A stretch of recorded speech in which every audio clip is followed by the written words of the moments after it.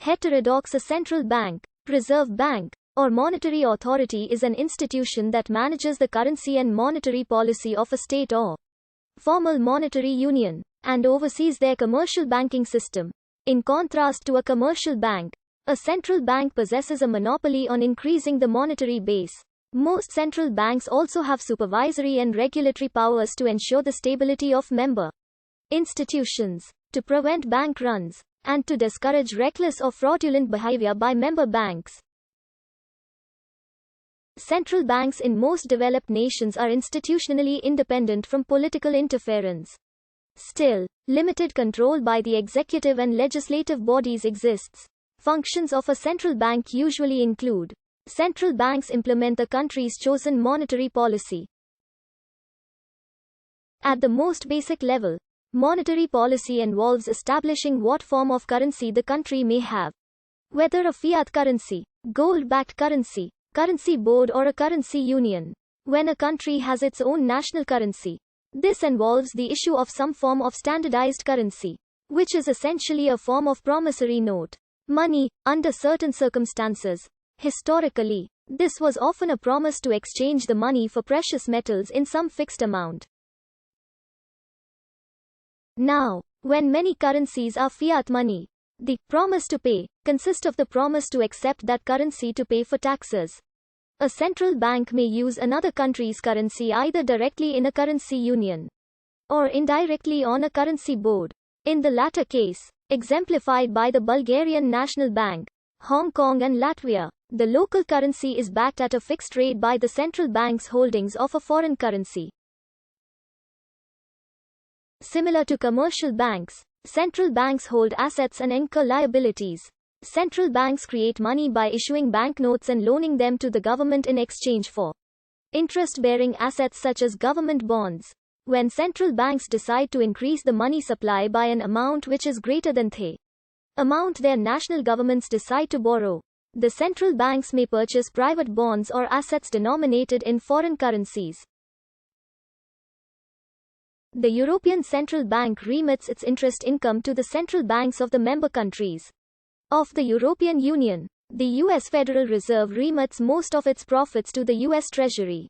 This income, derived from the power to issue currency, is referred to as seigniorage, and usually belongs to the national government. The state-sanctioned power to create currency is called the right of issuance. Throughout history, there have been disagreements over this power, since whoever controls the creation of currency controls the seigniorage income. The expression, monetary policy, may also refer more narrowly to the interest rate targets and other active measures undertaken by the monetary authority. The primary role of central banks is usually to maintain price stability, as defined as a specific level of inflation. Inflation is defined either as the devaluation of a currency or equivalently the rise of prices relative to a currency. Most central banks currently have an inflation target close to 2%. Since inflation lowers real wages, Keynesians view inflation as the solution to involuntary unemployment.